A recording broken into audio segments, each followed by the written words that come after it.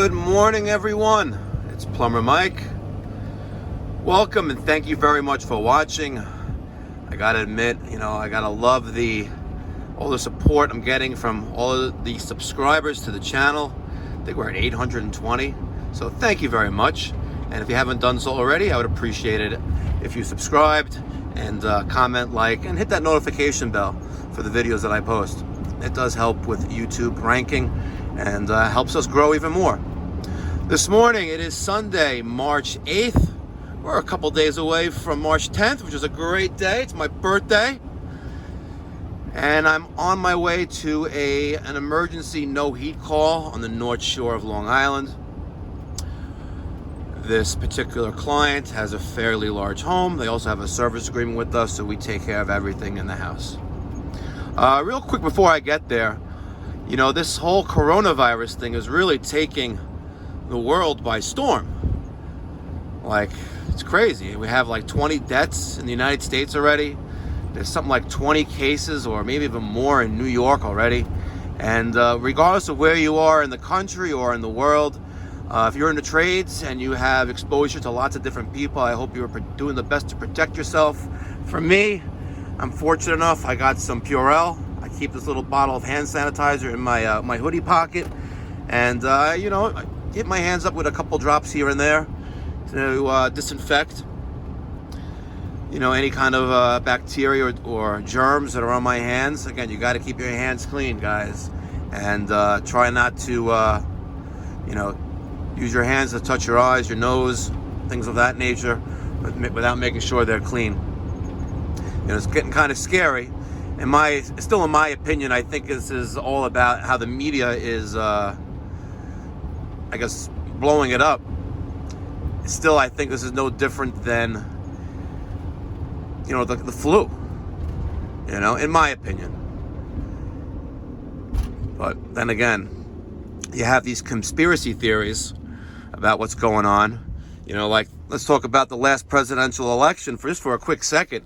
You had, the Democrats were thinking that Russia was interfering, so Clinton didn't get elected.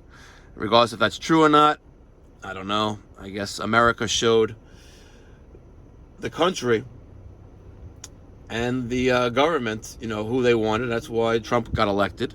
But there's also, just hear me out for a second. Let's say China. China must really not like Trump, with all the tariffs and all of these rules on import and export.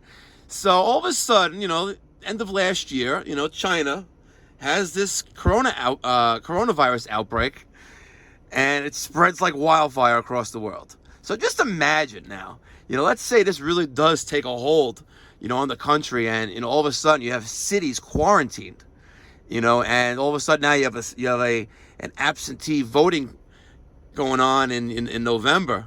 Maybe, again, a conspiracy theory, maybe China is just trying to get rid of Trump and figure, if we could disturb, the population of the United States, where people are in quarantine, people can't go out in the street, kind of scary.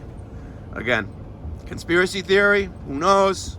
But it did originate in China. Crazy shit, though. Anyway, I'm just around the corner from this no heat call. I'll take some video while I'm in the house, and stay tuned. All right, so on this job, their pilot is out, which is down in there. This is the gas valve. We have a dial on top, and we have pilot and off. Now, since they have a service plan with us, I'm just going to replace the thermocoupling. Much easier. I'm not going to bother trying to relight it. So let's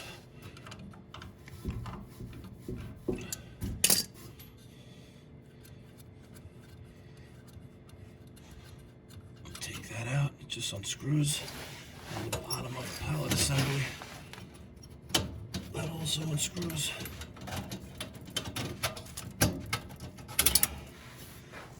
So this sits in the tip of the pilot flame, and it sends a small millivolt charge to the gas valve. And on the gas valve, when you push down the depressor For pilot, you're actually pushing down on a magnet, which then allows the gas to flow through the valve for pilot. And when you let it go, if there's enough electrical charge in the tubing, the capillary tubing, to hold that magnet open, then you're good. And if you let it go after holding it down for a minute and it goes out, chances are you have a bad thermocoupling, or with what we call a pilot flame sensor. Just gonna screw that back in there. So in most cases, pilot can go out from some wind, draft, things like that. And generally, replacing the thermocoupling, if after holding that down for quite some time doesn't do the trick, then unfortunately you're going to be replacing the gas valve. And there are ways to check the voltage coming from the pilot thermocoupling, but I find it much more cost effective just to replace it, because these thermocouplings, they only last about maybe 5-7 years. All right, I'm just gonna tighten it up a little bit.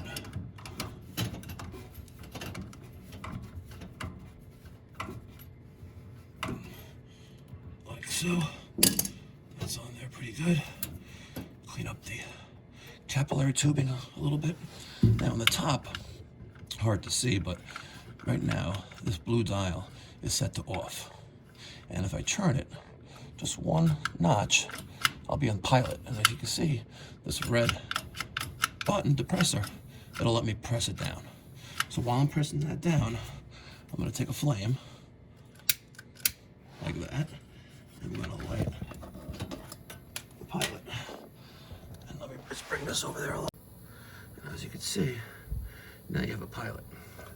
And on top, if I could just get in there just enough, there's a top view of it.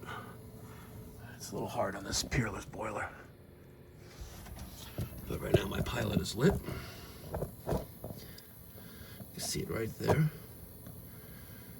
We're gonna hold that down for about 60 seconds.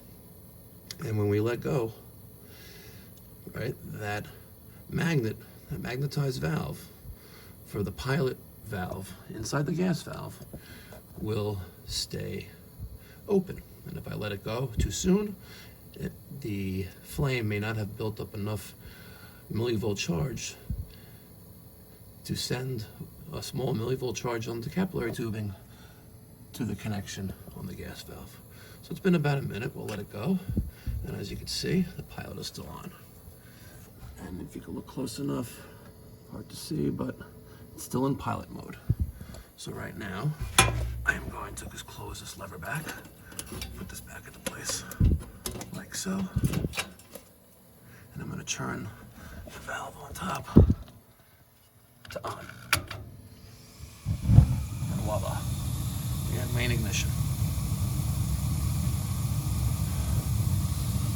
There you have it. Even got a little spider right there.